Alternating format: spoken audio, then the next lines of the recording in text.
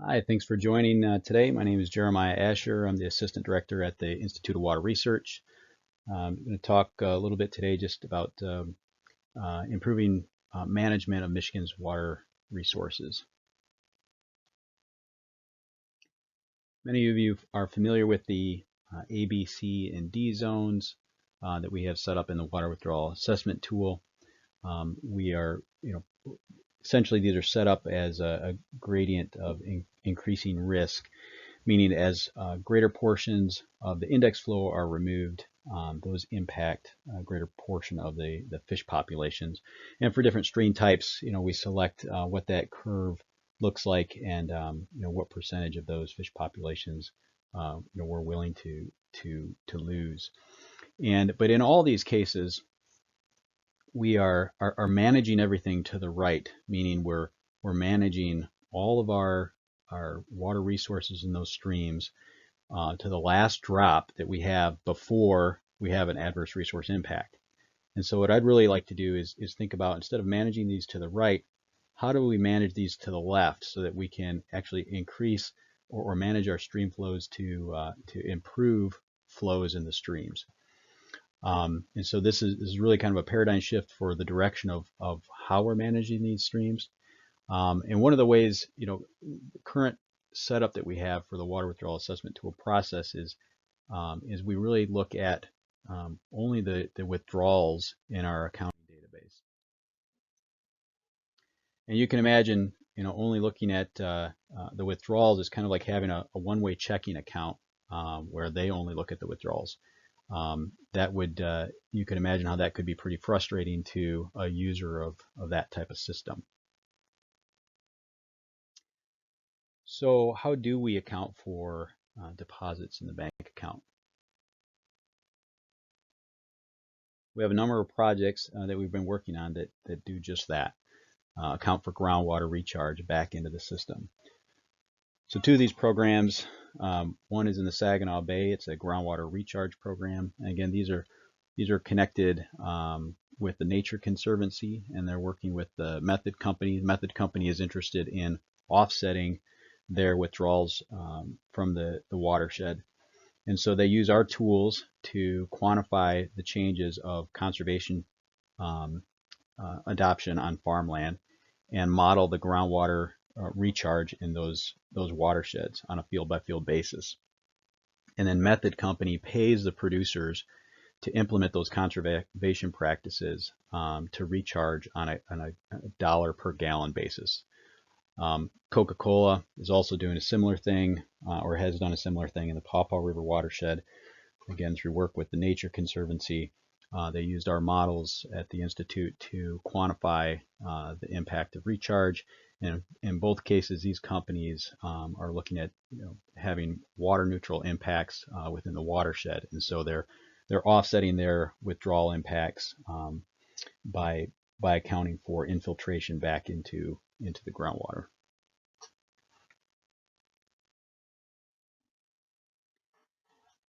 In addition to those programs, we have a grant to improve fish habitat in the Maple River watershed through a regional conservation partnership program. In this project, we model the benefits of conservation practice adoption on the change of recharge and base flow into streams. So it's a little bit different than the other ones, the same concept of what we're doing, but again, our focus is on improving base flow into the streams to help fish habitats.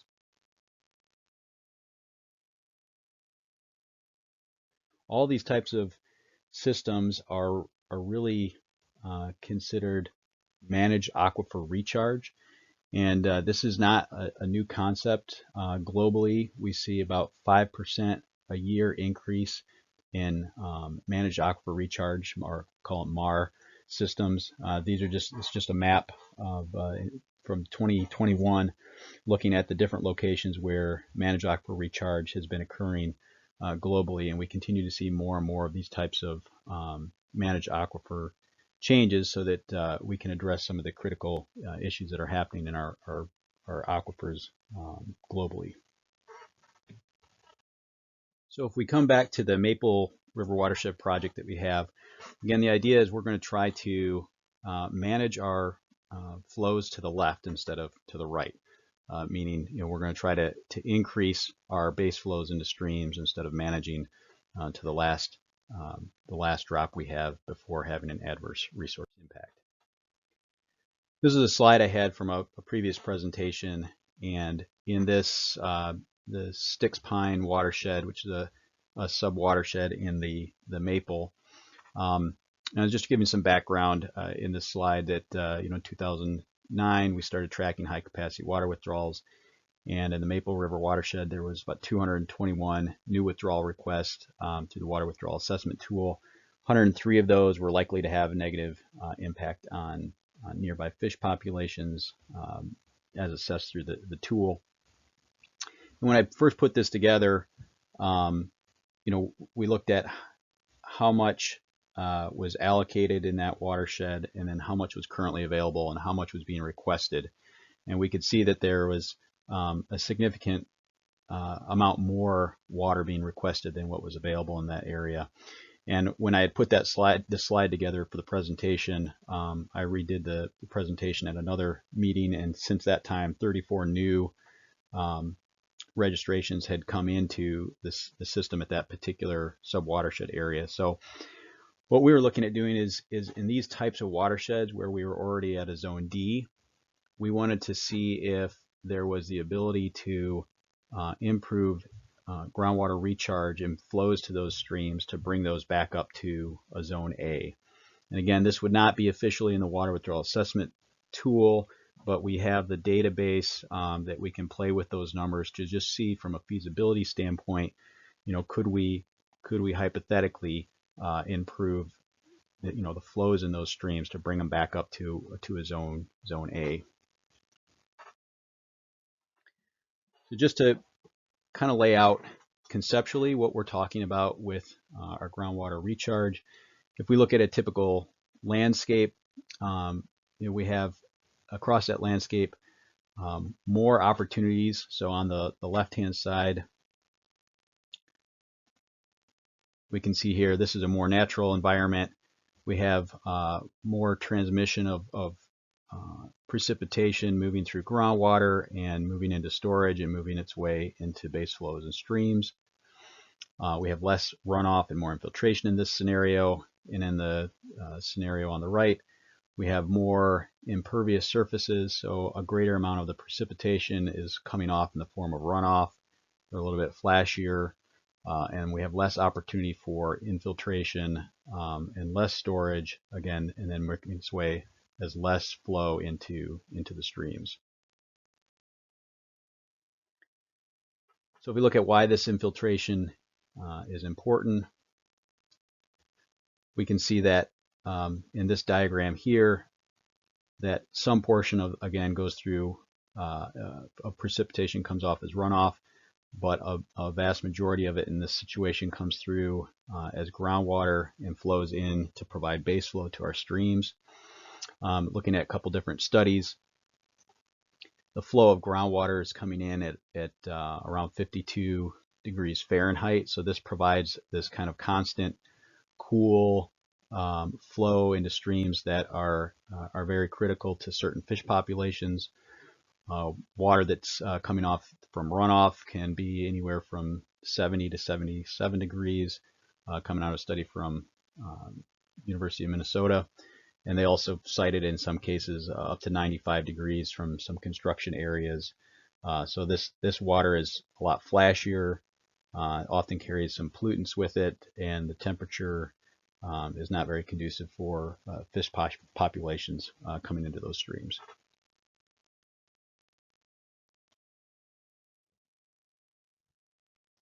So if we look at some of the driving factors for fish habitat, we see that the summer temperature is a major factor affecting both the growth, the survival, and distribution of fish. And there are a lot of different characteristics of precipitation, evapotranspiration, infiltration, aquifer storage, aquifer loss, aquifer transmissivity. All these things, are impacting those summer temperatures. But we can't really change a lot of those, but we can change evapotranspiration and infiltration through conservation practices. So that's what this work is really focusing on is being able to modify those two parameters, which are things that are within our control and that we can model. This is some experiments that were set up at the University of Delaware Extension. And essentially what this has done is, this is just illustrating through rain simulation these different types of management, same exact soils across all of these, but they have different cover that's integrated on there. So some of them have grasses that are grown, some of them just have some residue that's left on the field, some is bare soil. And so they run simulation of rain over top of these. And what we see here in the first, the jars up in the front are what comes off as runoff, and then the jars in the back are what comes off is infiltration. And so we can see in this first jar here that in this particular management strategy, we have very little, if any, that comes off in the form of runoff. And then what comes off in the back here through infiltration is significantly more, and the quality of it is also a little bit better, as opposed to this management strategy here, where we have the vast majority of precipitation comes off in the form of runoff versus infiltration, a much smaller amount in the back. And then you can also notice visually the water quality differences between those two management strategies. Here's another example out of North Dakota State Extension.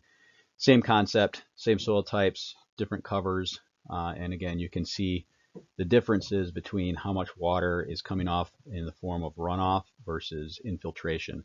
So there's clearly ways that we can, the ways that we manage our agricultural landscapes can influence how much water on an annual basis is going through infiltration versus runoff.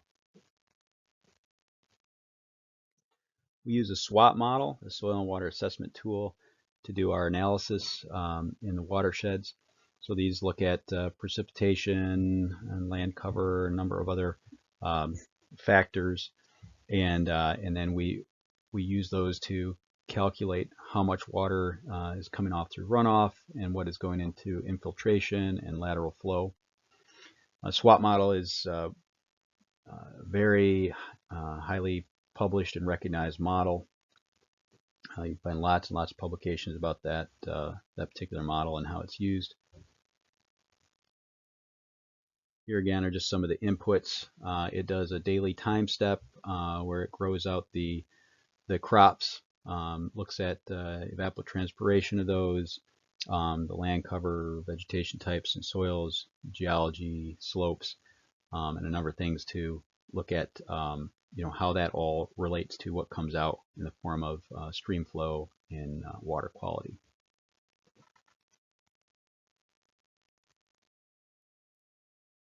For all of these, we have used the Great Lakes Watershed Management System, which is essentially a delivery platform.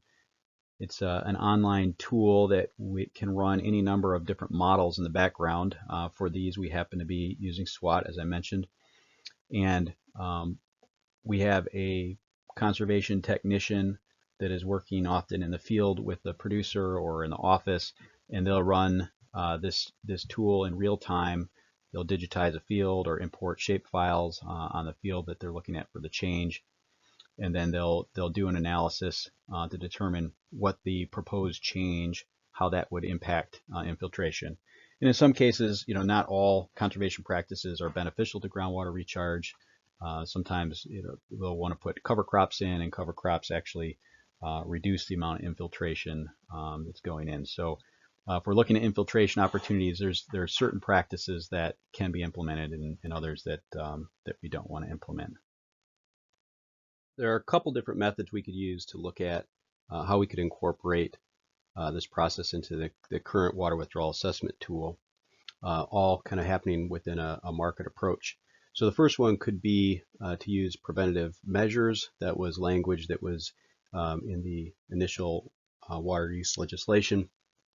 And under that scenario, somebody could come in, they could run models to look at how different aquifer strategies or aquifer recharge enhancements could be used to offset a current withdrawal. The state could then review those models and the results and approve that all within a preventative measure framework. The other method that could be used would be an alternative SSR.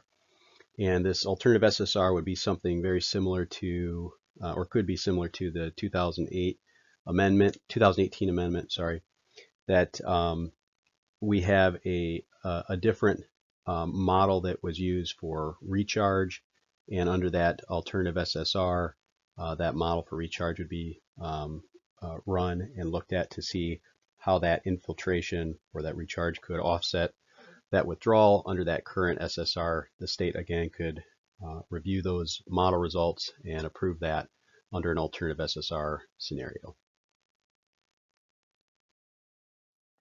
I think there are some benefits to having a market-based approach for groundwater offsets. One, it really could empower water users to explore alternative ways to access water. Right now, they're really kind of limited on what options they have. You know, they can move their well further from the stream, maybe go deeper. They could do some pump tests to determine that they're not having an impact. So there's not a change their pumping schedule. There's not a whole lot of things that they can really do where it's the same things offered to them. So they really could explore a whole lot of other potential alternatives for ways to access water.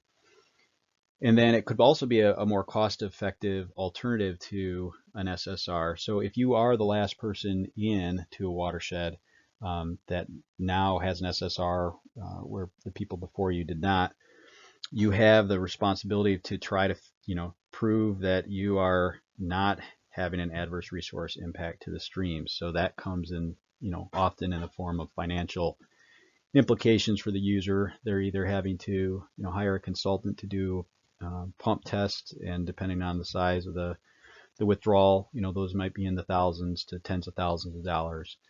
And if there were a more cost-effective way to account for infiltration in a way that could be more affordable for the users, I think that's worth looking into. 2016, we did a mock trading session with farmers in Southwest Michigan with the goal of just trying to see if conceptually we could offset a number of high-capacity water withdrawals in an area. So we had 9 farmers that participated in this mock trading session. We were using real fields and practices that they'd be willing to put in place under contract.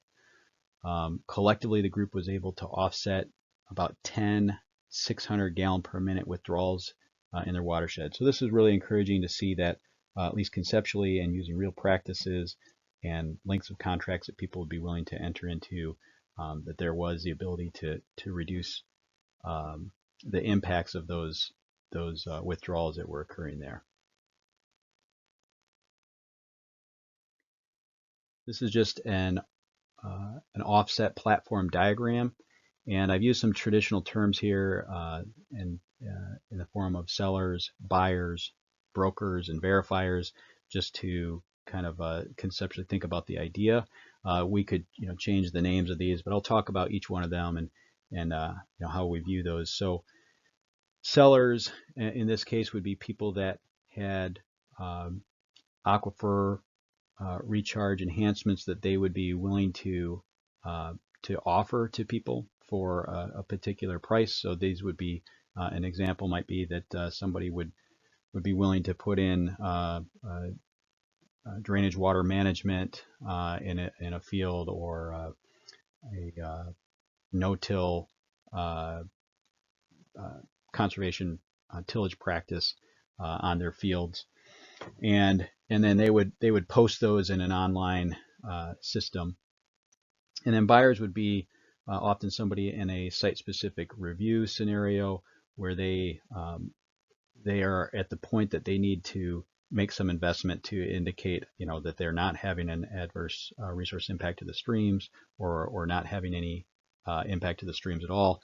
And again, that might take them an investment to do that, so they may be able to find a more affordable way to offset their withdrawals through this system. So they could go online and they could see who within their watershed might be offering some things, and then they can select a transaction with those. So this might occur all within the same watershed, but could be an infiltration opportunity within an urban area. It could be something that was occurring in an agricultural area. And then there would be brokers who could facilitate those transactions, just like if you're buying a home or doing some other transaction, a broker could help facilitate that. And then a verifier similar to maybe like a MEP verifier, where they could confirm that the conservation practice was implemented correctly and stayed in place on the landscape. So that's how a particular platform might be able to work. We would apply the same logic that we do with the water withdrawal assessment tool from a distribution standpoint. So in this case, in the water withdrawal assessment tool, we have a proposed withdrawal that comes into a home watershed, and then we look at the adjacent watersheds and the distances to those streams, and we apportion the withdrawal based off of the distance to those nearby watersheds. And we would apply that same logic back for recharge. We'd use the home watershed, and we'd use distances to the streams to apportion that withdrawal back. Conceptually the same. The only difference is we could use a safety factor, and this is just an arbitrary number. Say if you use a safety factor of 50% to increase the infiltration over time. So if the model said that you increased X amount of gallons, then you would only account for, or they could only get credit for half of what the model predicted. So then over time, you provide the opportunity to actually start to increase the flows that are going into the system by increasing infiltration, but only given a portion of the credit available to the water user. In our current system, this was a diagram that I had set up a long time ago at the very beginning of this process to just describe a proposed water user coming in to run some set of tools and registration and accounting database. I often joke that the reason why this guy was smiling here at the beginning is just he had not gone through the process yet. So hopefully we can continue to enhance and improve our process through the water withdrawal assessment tool. And so there in this box we have here, this circle, to come up with our management zones, we have these three different models. There's a groundwater depletion model, there's a fish response model, and there's a stream flow model. And we use all those kind of in real time to do an assessment on that proposed withdrawal, and then that comes out as a result that either comes through a registration or a site-specific review, and then those go into the accounting database. With this, we could add an infiltration model as a fourth model that was in here. So as users came through, if they came into an SSR, in just like these models here, it could be a fourth model, which is an infiltration model that they can run to do an assessment, just like I talked about previously, and see what those what sort of alternatives they might have to their site-specific review. So we think about how the infiltration improves the entire water withdrawal assessment tool process. I think we have to first think about that this is really a paradigm shift to how we manage our water resources, and trying to manage those to improve our stream flows instead of managing them right down to the last drop before we have an adverse resource impact. I think the state has been monitoring index flows in one or two streams, at least that I'm aware of, and in those cases they have been able to document index flow that has gone below the ARI. And again, they would have to do that over time so that corresponded with the stream depletion models that were initially set up for steady state flows over a longer period of time. But I think it points out the fact that as we continue to manage our streams right down to this last drop before we're saying it's too much, it really puts all of our streams eventually toward this area of being on the cusp of ARIs. And so I think we really need to think about how can we shift this to manage our streams in a way that we're improving, or working toward continuous improvement of flows instead of working the other way. Also, if we ask ourselves the question, how many user groups have formed in the past 12 years? And there's a number of reasons why these user groups haven't formed, but I think one of them is the incentive for users to meet. So a lot of times water users have significant investments they make to pump more water. And in the case where they have been able to get a registration in the water withdrawal assessment tool, and then are being asked to come together to talk about how they can pump less water when they've just made significant investments to pump more water, I think is a difficult conversation, among other reasons, to have with users. There's also not a lot of options on the table for discussion in those groups. So, if we are talking about, theoretically people coming together and, talking about how they can all collectively access, water in the watershed, there's not a lot of discussions for them to have, not a lot of different options. So I think having tools like this available where infiltration is on the table, different conservation practices, ways to improve aquifer recharge, maybe even potential financial advantages for people who can offer some different things. So all of a sudden now we really increase the options and availability for people to discuss things as a watershed or water user group, that they could move something forward. Also ask ourselves the same question about preventative measures. We have put in legislation in place that describes a scenario for using preventative measures. We haven't had any preventative measures that I'm aware of that have really come through into the system, and this would be a great opportunity to kind of explore and use preventative measures using infiltration as a way to offset again a withdrawal, and have that in an agreement with the state and the water user for preventative measure path. Also can provide additional avenues for water users to access their water.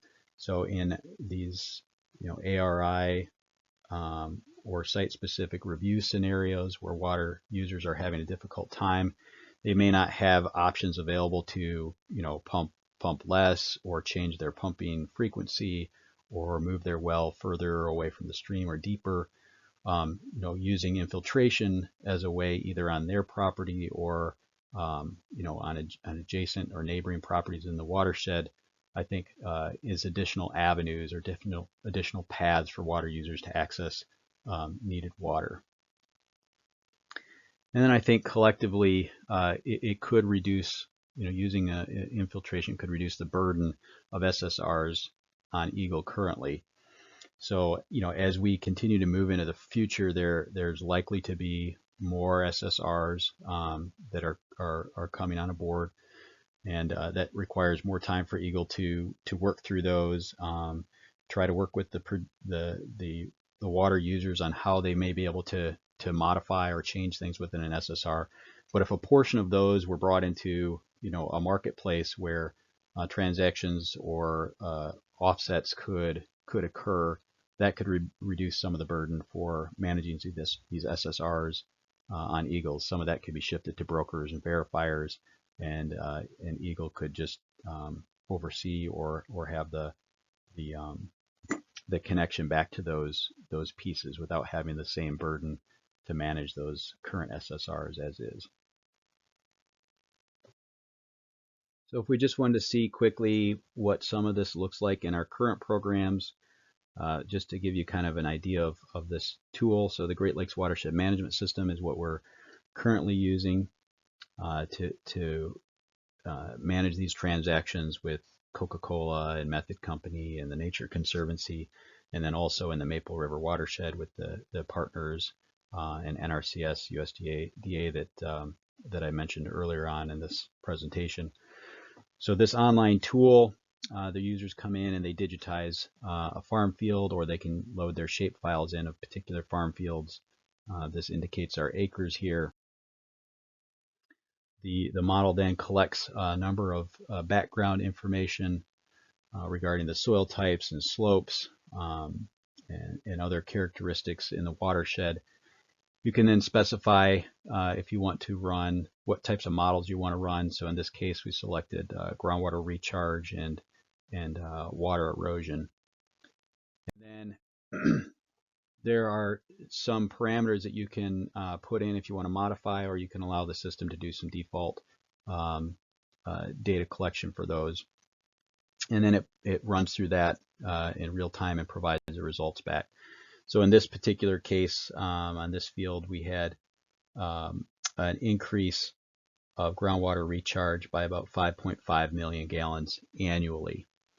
And there was a change of about 1.56 inches per year across that particular field. Those results can be saved in the analysis. And then there are also, you can see there's a button here for viewing potential payments. And so we have that for our other systems where people can go in and view what those payments would be, and then they can enter into a contract and get paid for the number of gallons that they increase in infiltration. Here's just some examples of what average impact on infiltration looks like in agriculture community where we've been using some of this. So in one case, say we have farmer 1, they've enrolled 100 acres of conventional till, they moved that to no-till. In that case, it was about 275,000 gallons annually increased. Farmer 2 might have 80 acres that they moved from a coarse soy rotation to a pasture. In that case, we had about 4.6 million gallons annual. And farmer 3 might have 200 acres that he moved from conventional till to a conservation tillage, where we had an increase of about 375,000 gallons annual. And collectively, if these farmers put these practices in place within the watershed, they would see 5.2 million gallons of increased groundwater recharge into the watershed. So with that, I'd just really like to thank you for taking time to listen to this presentation about how we might, different ways that we might manage our water resources in the state. I'd be happy to answer some questions and some follow-up when we have an opportunity. Thanks.